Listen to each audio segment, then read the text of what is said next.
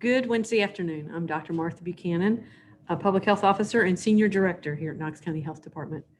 Our moment of gratitude today is dedicated to our team who orchestrated the change in our testing process this week so efficiently. This morning, in just an hour and a half, they were able to test 70 people. As a reminder, this week, piloting a new walk-up model with no appointments necessary instead of our previous call ahead and drive-through model. This was done to more efficiently utilize our staff and remove any possible barriers to testing. We are grateful to our team who has continued to evolve their process to better suit our community. On that note, we are continuing walk-up testing at KCHD's main location today at 140 Dameron Avenue. Testing is also available to the public from 9 a.m. to 3 p.m. on Monday, Wednesdays, and Fridays every week. And then on Tuesdays and Thursdays, we continue to reserve that for targeted testing related to clusters and other special populations. As a reminder, no appointment is needed for testing at our facility. Folks can show up at any time that best suits their schedule. We are asking that everyone who comes for testing is wearing a cloth face covering to protect the people around you.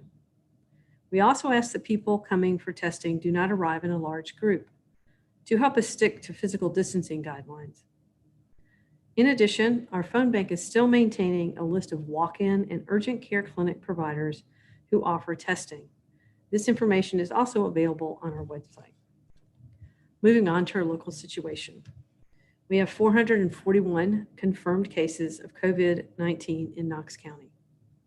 Additionally, we have 8 probable cases. 335 of our cases have recovered.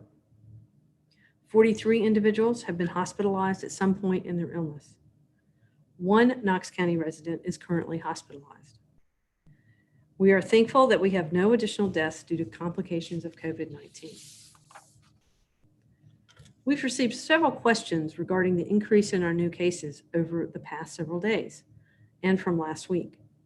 This increase in new cases is concerning, but as we have previously mentioned, we did expect to see an increase in cases as our community continues to reopen. There could be several reasons behind the increase in new cases, and we continue to investigate. There is more opportunity for testing. More people are out and about as our community continues to reopen, among others. In anticipation of more cases, we are continuing to expand our team to allow for more contact tracing, case investigations, and monitoring. We also ask that if individuals get calls from our team regarding a positive test result, please show some compassion as these individuals are asking the many questions they ask to help protect your loved ones and our community. We want to stress to our community that this virus is still very much present in Knox County and throughout the nation. And we continue to highlight the importance of the 5 core actions. Through our investigations of cases and clusters, we have often found the 5 core actions haven't consistently been followed. This is a trend we've seen across all demographics. These actions won't eradicate COVID-19 from our community overnight, but they are critical to reducing the rate of transmission. It's why we continue to repeat them as often as we do.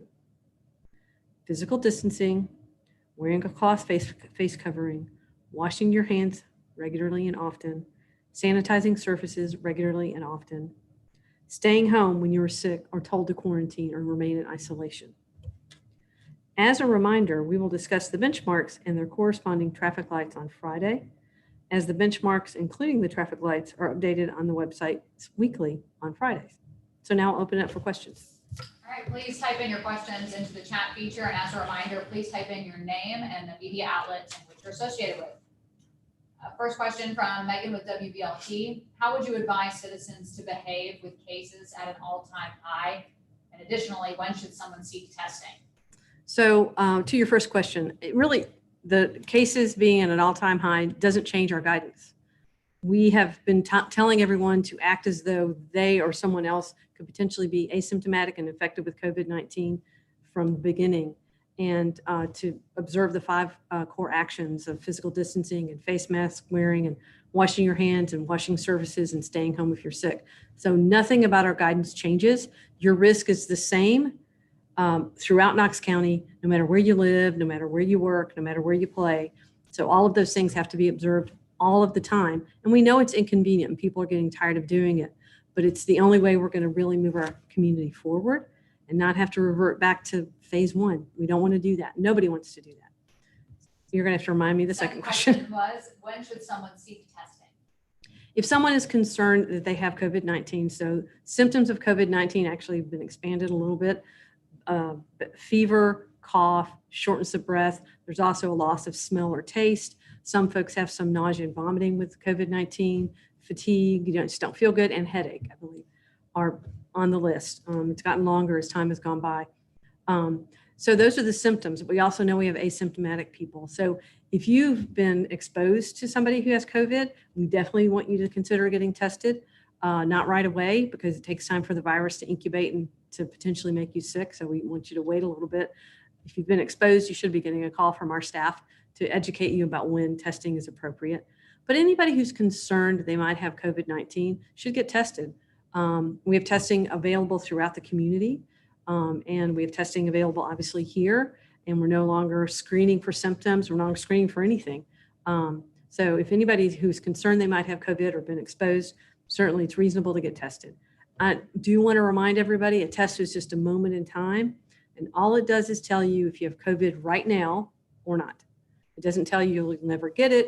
It doesn't tell you anything about whether you had it in the past. It just tells you that you don't have it right now. From Leslie with WBIR.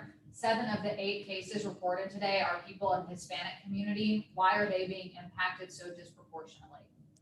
That's a great question. And we are working diligently with partners in our community who work all the time with our Latino community to get information out. We have really, I think, learned through this process that there's some education and information gaps that we are striving hard to take care of. And so we're putting things out in a reasonable way and in formats that where it will be consumed by folks in the Latino community. There's also, people are gathering. We're letting people out. People gather a lot. And so we're seeing some of that as well. Not limited to the Latino community. We're seeing clusters in other places as well. Although we are seeing a large impact and working hard to change that. Leslie's follow-up question is, specifically, what has KCHD done to reach out to this community? And is there any plan to actually send people to these areas to make sure people have and know what they need? It's a long list of things that we've done, so I'll probably leave some stuff off. I know that we did a focus group to get information to help us understand better what are the gaps, what are we missing, how are we not reaching out to these folks? And so that was very helpful. We've pulled in our bilingual staff, most of whom are from a Latino country, so they're able to give us some information on how to best do these things. We've also produced some videos that'll be, I think they went out already, that are going to be out there to be consumed on social media.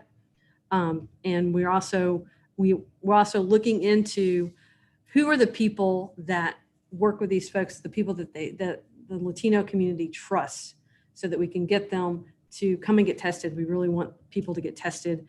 And the important thing about getting tested is that we know we identify cases, we can isolate those cases, but protect those people around them as well. So that's very important. From Brian Hornback, what is the response by KCHD when contacting someone through contact tracing and they are adamant that they will not comply with contacts and or be compliant with KCHD's request? Well, we can't force anybody to tell us the information that we're asking about. Although we really do want them to tell us the information because it's so important in protecting their family and their friends and the broader community. So it's really about protecting people around you is why we're asking all those questions. We do have some tools in our toolbox. One's called a health directive, and that's a letter that just explains to the person that we've asked them to do these things, or the group of people, we've asked you to do these things. Here are the things we want you to do. And so for contacts who are simply in quarantine, that's as far as we can go. Our law office has given us that direct or information. If someone is actually a case, we can actually take that a step further. We rarely have to do that, but we can actually do what's called a health measure. You can find this in the Tennessee Code, where we go before a judge and tell them the situation, tell them what's happening, tell them what we've done to try to educate, and ask the judge to court order the person to comply with isolation. And I forgot to say, we start with education. We always start with education. Most people respond to that because they don't want to make other people sick. Any other questions? Please go ahead and submit them into the chat feature now. From Leslie with WBIR, what is the status for moving to phase 3 in the coming weeks? Well, so we'll be giving more information about that next week. And we have a steering committee that's working to look at those things and provide guidance. So we'll be meeting later, and we'll be updating the benchmarks this Friday, but not updating guidance this Friday. As we said previously, it'll be next Friday when we update any guidance. Our follow-up question is, are you concerned or talking about returning to phase 1 or staying in phase 2 longer since we've seen a rise? So those are decisions that will be made in concert with city and county leadership. We'll be talking about that in the near future. We're also working really hard to see how can we, and some of it is how can you as a community help us expand our capacity to be able to do contact tracing, acknowledging that as we move forward, and hopefully we can move forward, we're going to have more cases and more contact tracing to do. We're already doing that. Businesses are being really cooperative and helping us, and we really appreciate that. So they're helping us with contact tracing. So we're continuing to expand our capacity in non-traditional ways, and my staff is being really creative to do that. Any other questions? Please go ahead and submit them into the chat feature now. From Leslie with WBIR, at what point does KCHD consider a cluster a public health threat? And can you define what you consider a cluster more in detail?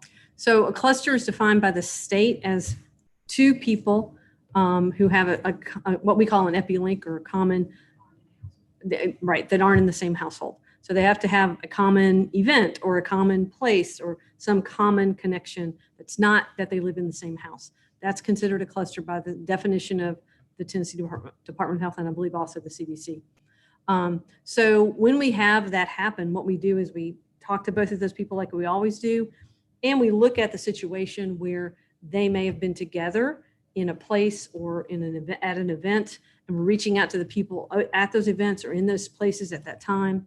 And so when we believe that we have been able to, because people were cooperative and people were helpful, we've been able to contact all the people that might be at risk and either put them in quarantine, gotten them tested, or both, doing the things that we need to do. We've isolated the cases.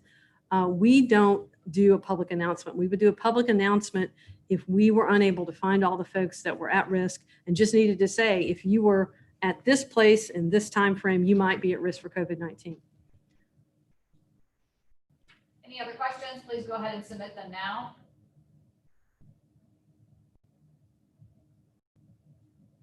From Leslie with WBIR, any update from your perspective on the free masks that were being handed out?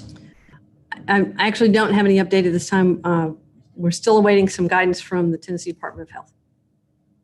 Any other questions? Please go ahead and submit them.